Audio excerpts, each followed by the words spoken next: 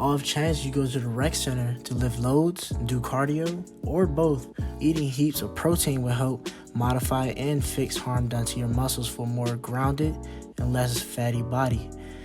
A snappy and simple approach to build your emissions is a protein shake made with whey protein powder. Its powder structure is one of the most famous gains of nourishment items on the planet.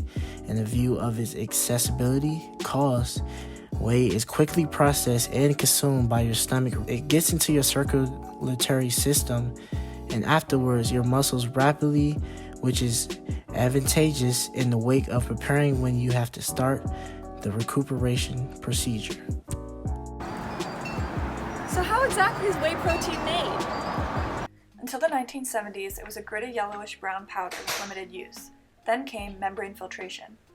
Membrane filtration uses membrane technology to separate biomolecules and particles for concentration of fluids. During separation, a semi-permeable membrane will act as a barrier, retaining particles bigger than the pore size and allowing smaller molecules to permeate through pores. It can employ up to 5 of these membrane filtration systems, all which are named based on the size of the pore. There's microfiltration, ultrafiltration, nanofiltration, and reverse osmosis. To dry whey, they use a spray dryer. It is dispersed into a drying chamber with hot air steam producing a powder with 10 to 15% moisture. After that, it's then dried up to 3 to 5% moisture in a vibrating fluid bed. Once dried, it is whey protein concentrate, which is about 20 to 89% protein.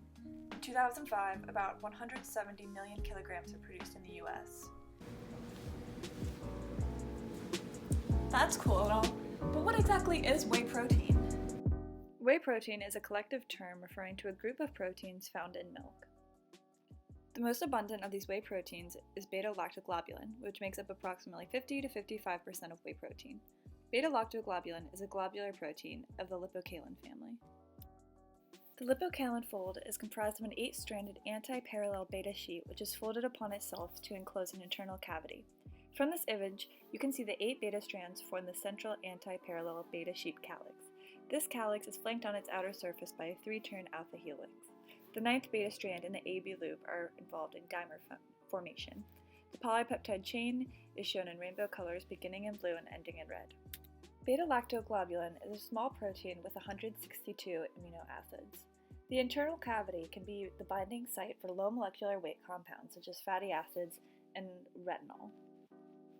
2 internal disulfide bridges stabilize the protein. There is a single sulfhydryl group at cis-121 buried in the protein protected by the alpha helix. If exposed as a result of heating, this sulfhydryl group can react with other sulfhydryl groups, leading to disulfide exchange and cross-linking reactions with other beta-lactoglobulin molecules or food proteins. Particularly useful to bodybuilders, beta-lactoglobulin provides an excellent source of the essential and branched-chain amino acids. These BCAAs help prevent muscle breakdown and spare glycogen during the exercise. They help stimulate muscle protein synthesis, an anabolic process needed to build lean muscle after resistance exercise. An alternative source of protein you can use is casein protein. Casein protein is very similar to whey protein in its overall structure and contents. The thickness of casein protein can be used to create a lot of protein-filled foods, such as protein waffles or pancakes.